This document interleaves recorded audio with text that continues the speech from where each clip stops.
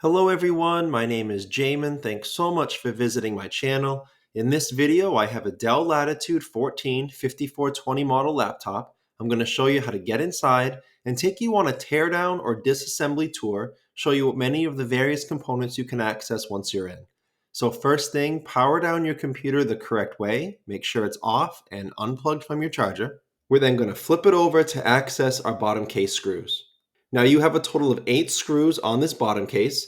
After taking all of those screws out, you're going to take a small, flat, preferably plastic pry tool. And I say plastic because that should scratch your case a lot less than a metal one will. You're going to go around the seam of the bottom case and pry it off from the rest of your computer. Now it's generally better to start back here near the hinge assemblies in each corner. And once you start in one end, if you go down and you get stuck, leave it, start in the other direction and continue from there. Also, try not to put your pry tool too far in. You could damage some internal components. Just keep it on the edge, be slow but firm, and you'll be able to get that bottom case off. After you do, this is what you're looking at for the inside of your computer. Now, as a general computer repair side note, whenever I'm working on a computer in my shop, it's sitting on an anti-static mat. Either that or an anti-static bracelet are great ideas to avoid damaging anything in your computer when you're working on it. If you would like any help with tools or supplies for your computer project, as well as any upgrade or replacement parts for this exact model computer, there'll be a link above, also below in the description, and it will have many of the tools and supplies that I use in my shop, and again, all of the replacement and upgrade parts for this specific model, the 5420. Another thing to note, I always remove or at least unplug my battery before touching anything else in a laptop. It's safer to work on a computer when as little power as possible is running through it. So here's your battery right down here. This is a 63 watt hour battery, 15.2 volt. And if you need help searching for your own replacement, the Dell part number for this battery is RJ40G. I will have that information below in the description. But again, I'll have a replacement battery option in the description in that link I told you about with all the replacement and upgrade parts for this model computer. It's held on by 3 screws near the red arrows, and it plugs into the motherboard right here near the green arrow. Now where it plugs into the motherboard, you'll see a black pull tab. You just grab that and pull directly up and off of the motherboard, and it will come off of that port. And I guess the last thing I can mention about this kind of operation is if you are having trouble turning on your computer, if that's why you're here, if your computer won't power on, it could be a bad battery, you may need to replace it. But keep in mind that laptops should generally still turn on and work, even with a bad battery, as long as your charger is healthy and plugged in. So if your computer is not turning on, it could be something other than a bad battery. There will be a link above. Also below in the description, it'll be a video tutorial showing you how to troubleshoot a laptop that doesn't turn on so you can find the cause and fix it. You have 2 RAM ports right up here, side by side. Now this computer takes DDR4 RAM, 3200 megahertz, and the max capacity for this computer, as far as I know, is 32 gigabytes, which means you can max out your RAM having a 16 gigabyte stick in each port. Now, I will have all that information below in the description if you're searching for your own RAM replacement, but I will also include a couple different RAM options below in that link I told you about with all the replacement and upgrade parts for this computer. I will include an 8 gigabyte stick if you're looking to just upgrade a little bit and put something in this one. But I will also have a 32 gigabyte kit if you're looking to max out both ports with a full stick of RAM. The way that RAM works is it's held in by 2 spring-loaded metal arms. To get the RAM out, you would gently pry those apart from each other, away from the RAM stick. The RAM stick will then release. It'll oftentimes pop up a little bit, and then you can slide it right out of that port. Now to get the RAM stick back in, you'll notice there's a long part to the stick and a short part. So you can only get that RAM stick in one way. You can't put it in upside down. So you would put it in the correct way, make sure it's nice and flat and flush. The gold area is nice and straight across. And when it's in position, you just press down in the center of the stick, and these metal arms will latch onto it and hold it in place. And I guess the last thing to mention about a RAM replacement in your computer is that if you're looking to maximize your computer's speed, maximize its performance, Maxing out your RAM is probably the easiest and cheapest ways you can do that. I always recommend my customers to max out their RAM if they want that additional speed. This computer has a single M.2 PCIe NVMe solid state drive port here. This takes Gen 3 solid state drives. I will have all this information below in the description to help you if you're looking for your own replacement. But again, I will try to have several replacement and upgrade options for you below in that link I told you about with all the upgrade and replacement parts for this computer. This computer stock for most of you will have a single smaller 2230 sized solid state drive here. To access that, you would undo this screw and this screw, and then this plate here will come off. After removing that plate, this is what you'll see. Again, it's a smaller 2230 solid state drive. It's got a thermal pad on top of it to help with heat transfer.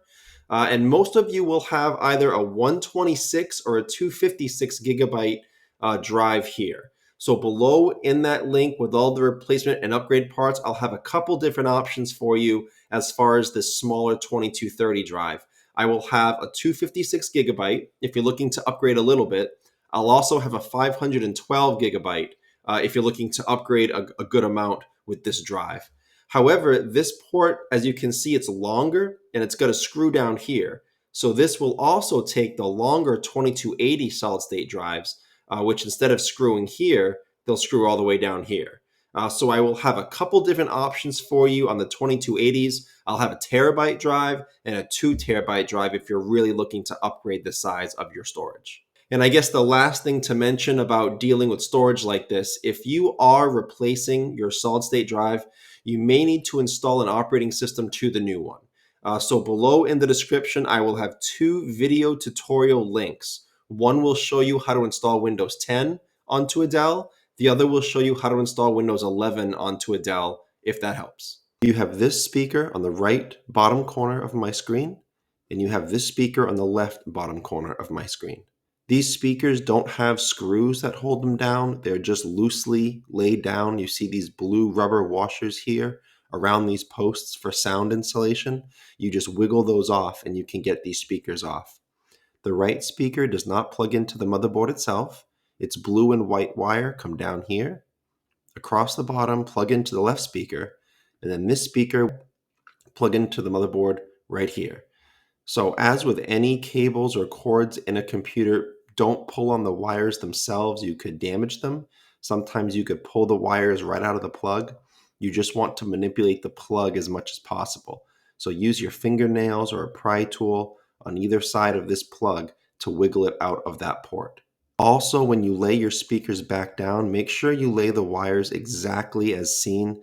As you can see, these wires are very close to the edge of the computer, and if they're not laid down properly, you could pinch them and damage them when you put that bottom case back on.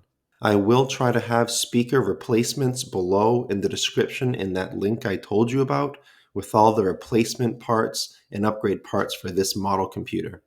And I guess the last thing I can shout out about this kind of repair, if you are having sound quality issues in your computer, if the audio isn't sounding right, try updating your drivers, updating your system first.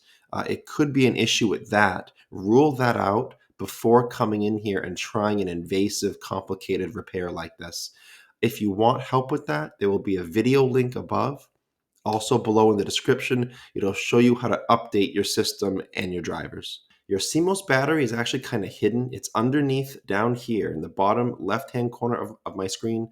It's underneath this black plastic panel.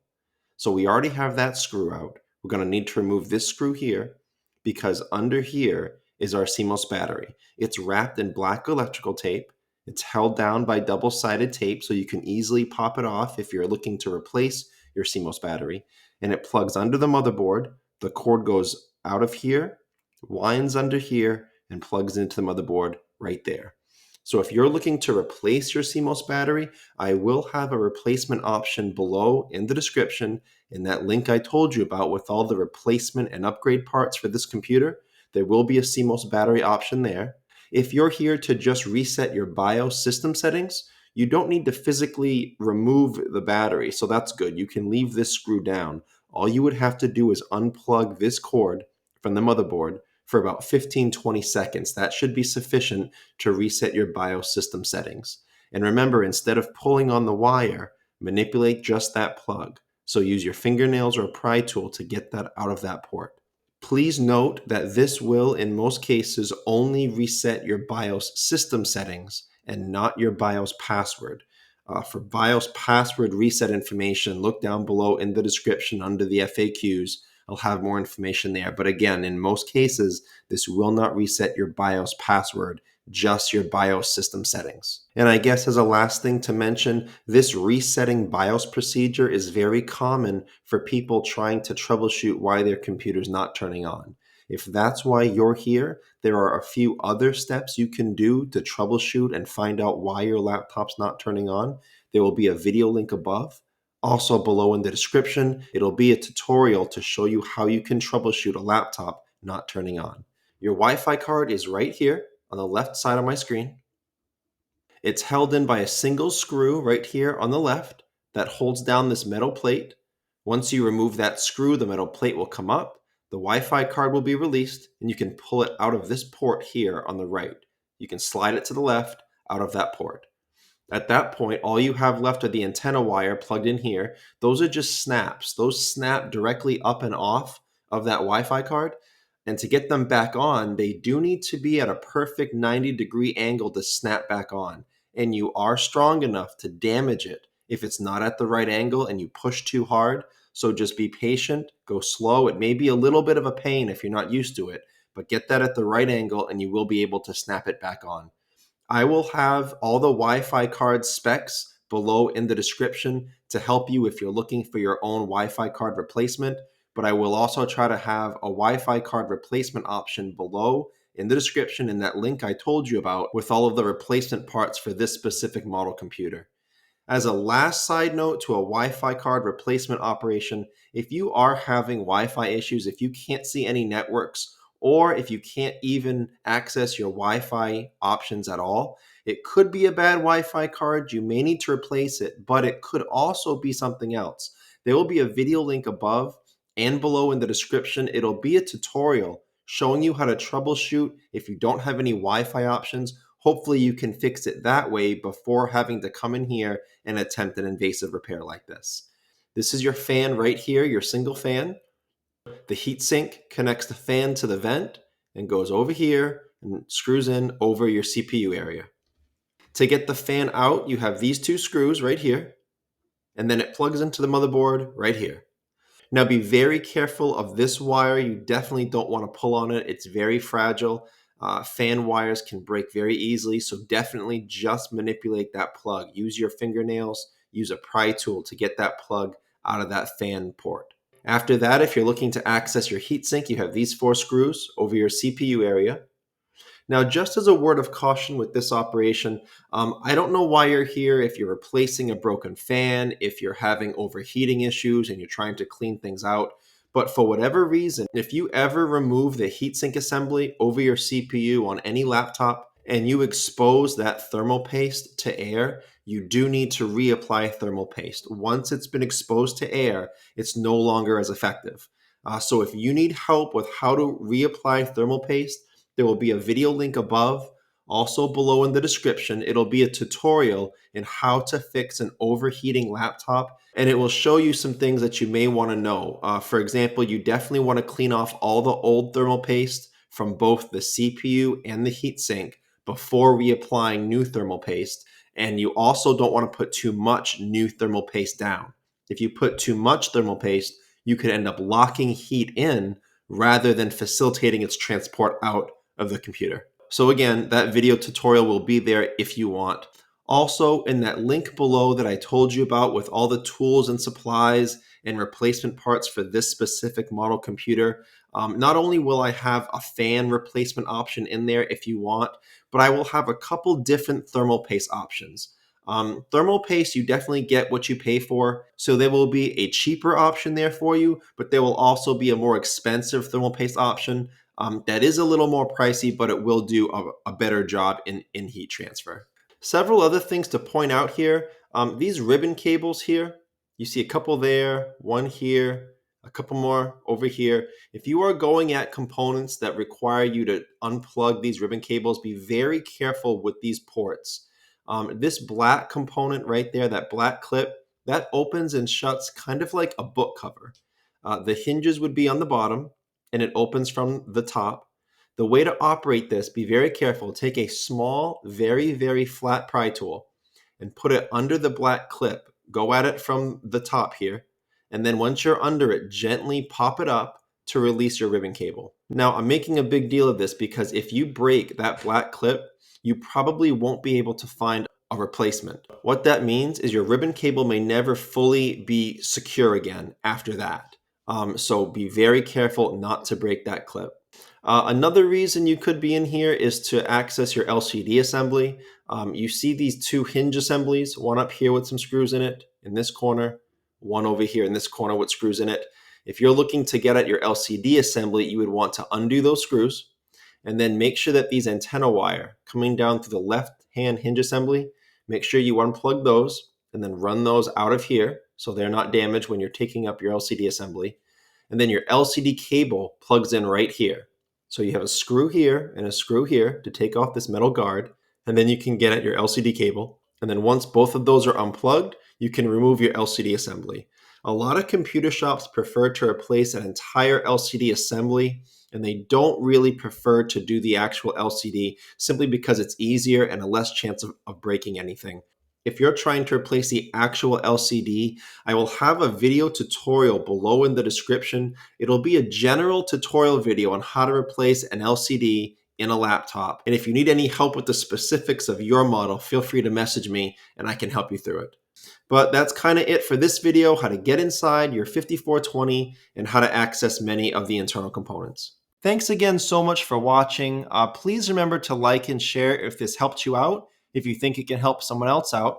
And feel free to subscribe if you enjoy DIY computer content like this, or if you just want to keep me on hand to answer any of your future computer questions. I do try to answer all questions throughout my channel at least a couple times a day. Also, feel free to check out the related links section below in the description. From time to time, I do try to add things in there that I think will help you with your general computer life, make it more productive, more enjoyable. So thanks again for watching, everyone. I look forward to seeing you on my next video.